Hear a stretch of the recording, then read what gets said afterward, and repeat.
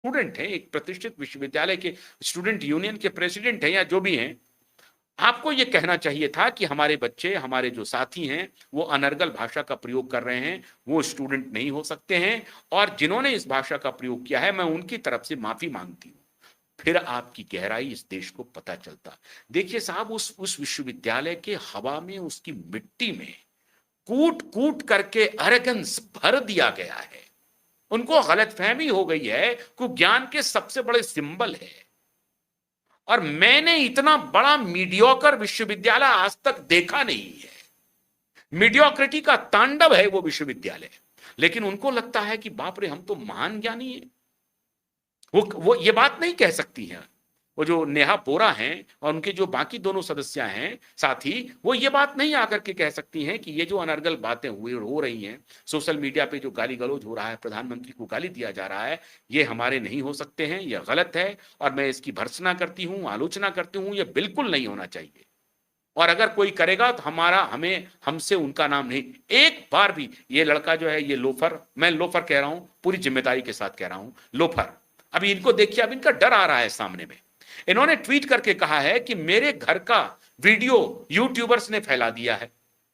क्यों क्यों तुम्हारे घर का क्या हो रहा था? तुम्हारे घर में क्या हो रहा था? सिक्योरिटी का क्या हो रहा है? बताओ क्या हो रहा है? सार्वजनिक जीवन में आए हो ना।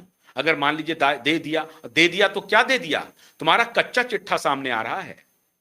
9,000 स्क्वायर फीट के घर में तुम रहते हो, 9,000 स्क्वायर फीट के घर में कच्चा चिट्ठा आ रहा है। 1 लाख रेंट देते हो कि 10 लाख रेंट देते हो, जीके में रह रहे हो, तुम्हारी अय्यासी का सारा सबूत आ रहा है। करते कुछ नहीं हो, कंप्लीटली ये हो, क्या कहते हैं, बेरोजगार हो, कोई काम नहीं है तुम्हारे पास, तो इतने पैसे कहां से आ रहे हैं? लोग तो पूछेंगे ना।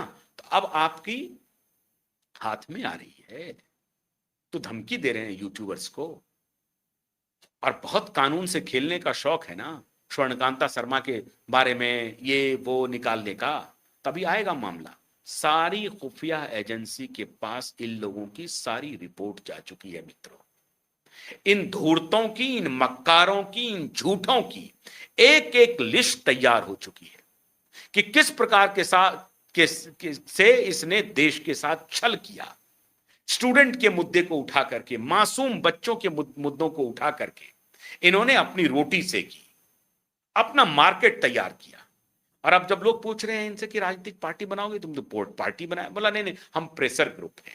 अरे प्रेशर ग्रुप कबूल करो कि केजरीवाल का फंड आया, केजरीवाल का पैसा लगा, केजरीवाल ही नहीं भीम आर्मी का पैसा लगा, फिर बाहर से किस किस ने सपोर्ट किया, लाखों रुपयों की बिरयानी वहां बंटती रही, किसने दिया?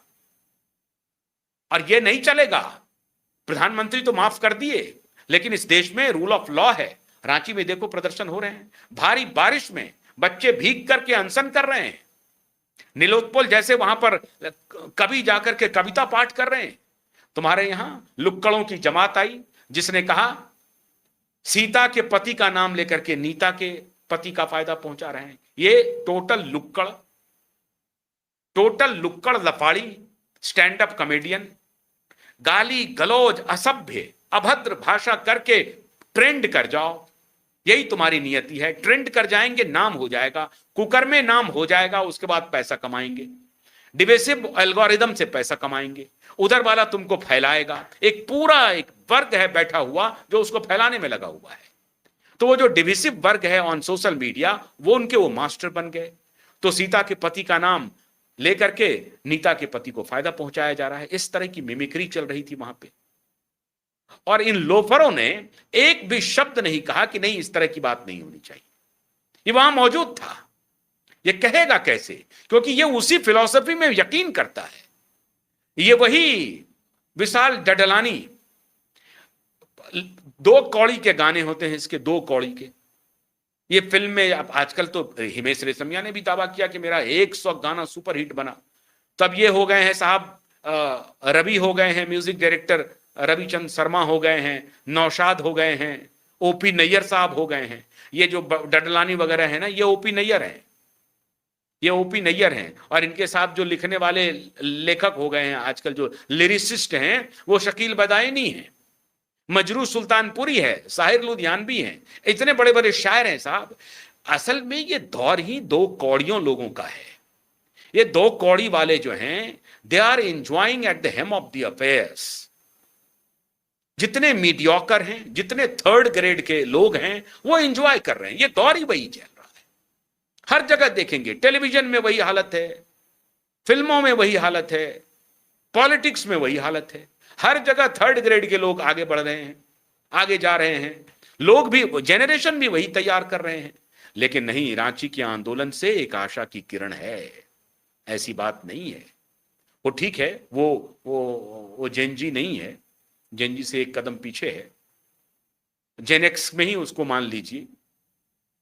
लेकिन जेनजी और जेन अल्फा, जिसका रूप, विभत्स रूप यहां पर ब्रॉथल हाउस से लड़कियों को बुलाया गया इस जगह पे, और ये लफाड़ी, ये गुंडे, एक शब्द नहीं बोला, एक शब्द नहीं। मैं पूरी संसदीय भाषा का इस्तेमाल करते हुए कह रहा हूं कि ये लफाड़ी हैं, ये गुंडे हैं, ये लुच्चे थे जिन्होंने स्टूडेंट एजुटेशन के नाम पर इस देश को भरमाने की कोशिश की।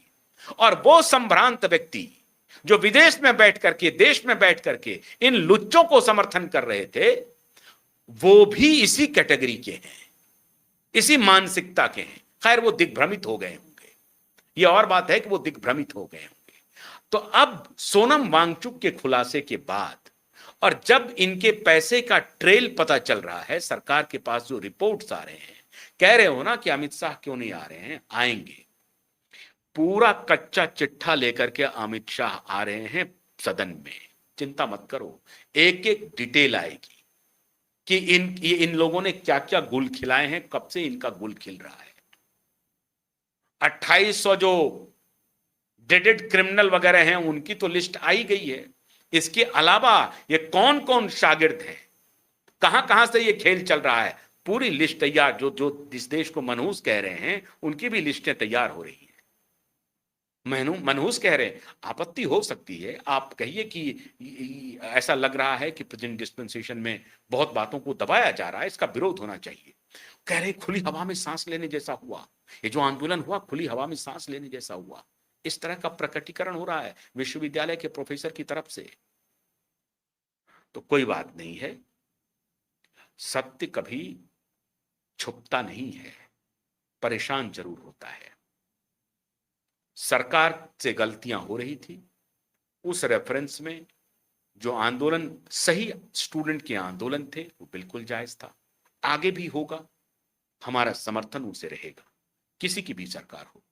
लेकिन मोदी को हटाने के लिए पूरी प्लानिंग करे, मोदी की जगह राहुल भी होते तब भी मैं इस प्रक्रिया का विरोध करता, तब भी मैं नहीं कहता कि आप उनको गाली दीजिए।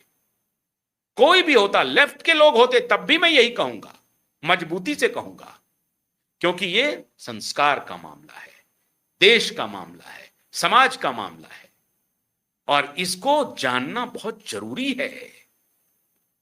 ये सिर्फ मोदी का मामला नहीं है। इस तरह का अगर समाज आप बनाना चाहते हैं, इस तरह के चरित्र का निर्माण करना चाहते हैं, तो यह आपको मुबारक हो। लेकिन अब सरकार का एक्शन शुरू हुआ है और बहुत जल्द ये सभी कटघरे में होंगे। बहुत बहुत शुक्रिया, नमस्कार।